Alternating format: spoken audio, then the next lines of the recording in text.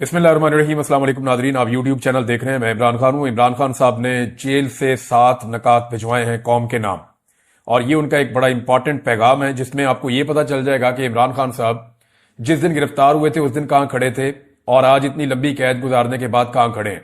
मैंने आपको पिछले वीलॉग में भी बताया था कि जितने भी लीडर गिरफ्तार होते हैं, गिरफ्तार होने के बाद उनके मौकफ में लचक आती है। उनकी जो पार्टी है वो भी अपनी मौकफ के अंदर लचक लेकर आती है और वो कोशिश करते हैं पहले हमारा लीडर बाहर आ जाए, उसके बाद फिर बाकी चीजें हम देख लेंगे। पहली प्रायोरिटी होती है लीडर को बाहर लाना, लेकिन इमरान खान साहब की ये प्रायोरिटी है ही नहीं। वो अपनी पार्टी को भी कहते हैं कि अपने मौकफ के ऊपर डट जाओ, और खुद वो कहते हैं इससे फर्क नहीं पड़ता कि मैं जेल में हूं, चाहे मैं 500 दिन हूं चाहे 500 साल हूं। अब यहां जब आप इमरान खान साहब का ये स्टेटमेंट सुनते हैं तो आपको आइडिया हो जाता है कि वो 7 चीजें इमरान खान साहब ने बयान की हैं जिनके ऊपर वो एक कदम भी पीछे हटने के लिए अभी तक तैयार नहीं हुए। जो उनका स्टेटमेंट है वो मैं आपको एज इट इज बताता हूं। इमरान खान साहब के ट्विटर से उसको शेयर भी किया गया है। साबिक वजीर आजम इमरान खान का अडियाला जेल से पाकिस्तानी कौम के नाम पैगाम। तहरीक इंसाफ ने हमेशा आईन और कानून के मुताबिक जिद्दोजहद की है, मगर मुल्क पर मुसल्लत माफिया हमेशा आईन और कानून की खिलाफ वर्जी करता है। 9 मई और 26 नवंबर की तहकीकात के लिए जुडिशल कमीशन का क्याम और अंडर ट्रायल असीरान की रिहाई हमारे जायज मुतालबात हैं। ये वो 2 मुतालबात हैं जो इमरान खान साहब ने कहे थे कि मैं अपनी सिविल नाफरमानी की तहरीक को रोकूंगा। अगर आप ये मुतालबात मानते हैं तो फिर मुज़ाकरात उसके बाद होंगे। मैं सिविल नाफरमानी की तहरीक चंद दिनों के लिए मुअख्खर कर रहा हूं। इस दौरान तहरीक इंसाफ के खदोखाल और टाइमलाइन का फैसला करूंगा। यह बहुत इंपॉर्टेंट है। 7 ऐसी वजूहात हैं जिनकी वजह से हमारे लिए सिविल नाफरमानी की तहरीक शुरू करना जरूरी हो चुका है। अब सिविल नाफरमानी की तहरीक पे बहुत तनकीद हो रही थी। इमरान खान साहब की अपनी पार्टी के अंदर कई लोग जो है वो इसके ऊपर पूरी तरह आवाज नहीं उठा रहे थे। लोग डरे हुए थे और इमरान खान की पार्टी के लोगों को ब्लैकमेल भी किया गया। ये कहा भी गया कि देखें आप हैं तो पाकिस्तानी, तो ये कैसे मुमकिन है कि आप पाकिस्तान के अंदर सिविल नाफरमानी की तहरीक चलाकर मुल्क को नुकसान पहुंचाएं। ये सवाल उठाया गया। अब इस पे इमरान खान साहब ने जवाब दिया कि हमें क्यों ये तहरीक चलानी पड़ रही है। तो ये 7 वजूहात हैं जो इमरान खान साहब ने बताई है। नंबर 1, 2023 में लंदन प्लान के तहत पंजाब और खैबर पख्तूनख्वा असेंबलियों के इलेक्शन आईन के बरखिलाफ 90 दिन के अंदर नहीं कराए गए, क्योंकि इलेक्शन से पहले तहरीक इंसाफ को खत्म करना मकसद था। पहली वजह उन्होंने बताई कि हमारे साथ पहली ज्यादती जो बड़ी हुई, अभी उन्होंने ये नहीं कहा कि मेरी हुकूमत कैसे गिराई गई, वो उसके बाद 2023 में आए। उन्होंने कहा जी हमारे इलेक्शन ही नहीं करवा रहे थे, ये 90 दिन आईन और कानून कहता है, इन्होंने आईन और कानून तोड़ दिया, इलेक्शन नहीं करवा रहे थे कि पीटीआई का पहले सफाया करो। नंबर 2, वो ये कह रहे हैं कि 9 मई से पहले ही मुझ पर 140 से ज्यादा मुकदमात बना दिए गए। रेंजर्स ने मुझे इस्लामाबाद से अगवा किया, जिसको सुप्रीम कोर्ट ने गैर कानूनी करार दिया। 9 मई एक फॉल्स फ्लैग ऑपरेशन था जिसके तहत हमारे लोगों को गिरफ्तार करना मकसद था। 10,000 अफराद को गिरफ्तार करके झूठे मुकदमात में जेलों में डाल दिया गया।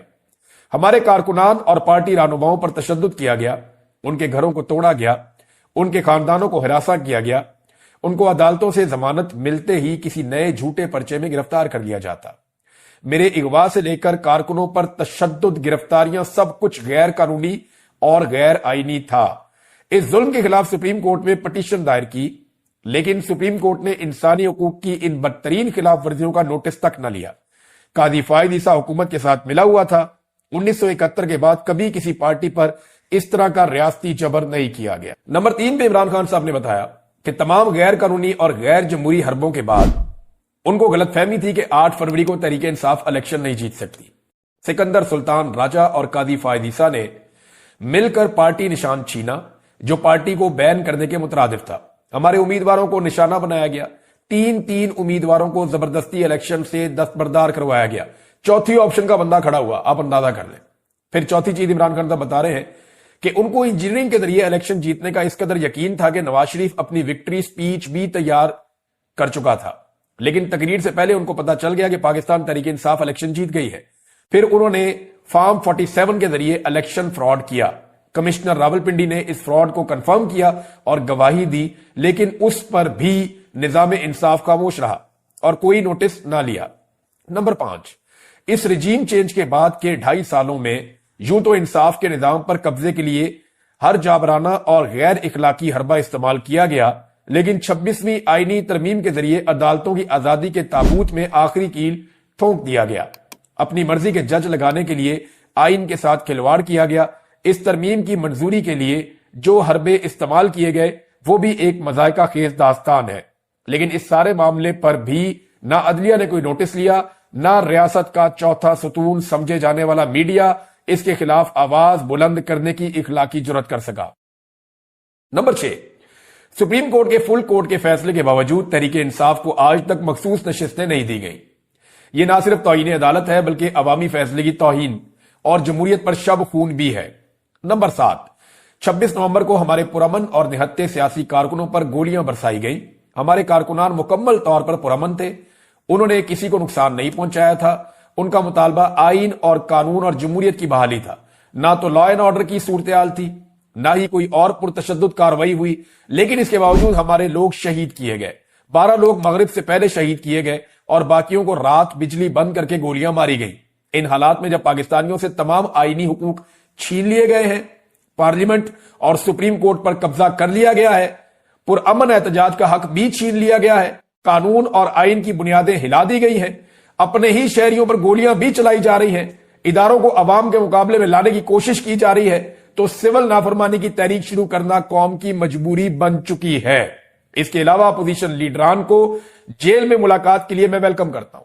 میں نے آپ کو پچھلے ویڈیو میں بتایا تھا کہ مولانا فضل الرحمان صاحب اور اچکزئی صاحب اور اختر مینگل صاحب اور دیگر کچھ اور لوگ ہیں، وہ عمران خان صاحب سے جیل میں ملنا چاہتے ہیں اور عمران خان صاحب ان سے شاید ملاقات بھی کریں گے اگر سسٹم نے اجازت دی تو.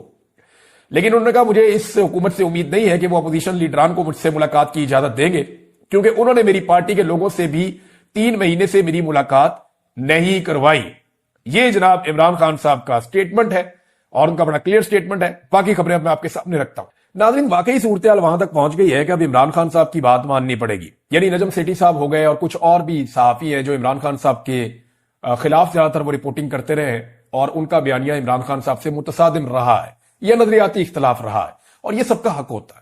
یعنی اگر کسی کو عمران خان صاحب کے نظریے سے اختلاف ہے تو وہ یہ حق استعمال کر سکتا ہے اپنا، اور اگر مجھے کسی کے نظریے سے اختلاف ہے تو میں بھی یہ حق استعمال کر سکتا ہوں اپنا. تو یہی آزادی اظہار رائے ہوتی ہے. لیکن بعض لوگ جو ہیں وہ جب سازشوں کا حصہ بنتے ہیں اور عجیب عجیب کام کرتے ہیں تو پھر ان کو لوگوں کی تنقید کا سامنا بھی کرنا پڑتا ہے. نجم سیٹھی کہتے ہیں 1 سال لگا لو یا 2 سال، آخرکار عمران خان کے ساتھ مکمکا کرنا ہی پڑے گا. بہتر ہے عمران خان کے ساتھ بات کر کے اسے اپنے اور ملک کے لیے استعمال کر لیں. بٹن دبا کر عمران خان فارغ نہیں کیا جا سکتا. بہت سارے لوگ اب یہ مان رہے ہیں کہ اب رستہ ہی کوئی نہیں ہے، یعنی عمران خان صاحب کے ساتھ بات نہیں کریں گے تو پھر کہاں جائے گے. رانا ثناء اللہ صاحب نے بھی اب سٹیٹمنٹ دے دیا ہے، اور رانا ثناء اللہ صاحب نے کہا کہ جی 2 سٹیٹمنٹ ان کے آئے. ایک تو یہ پی ٹی آئی سے مذاکرات میں اسٹیبلشمنٹ نہیں، عمران خان صاحب ہی رکاوٹ ہیں. ایک تو وہ اب نرم سٹیٹمنٹ دے رہے ہیں نسبتاً. اب تک کے لیے اتنے، اپنا خیال رکھیے گا، اپنے چینل کا بھی. اللہ حافظ.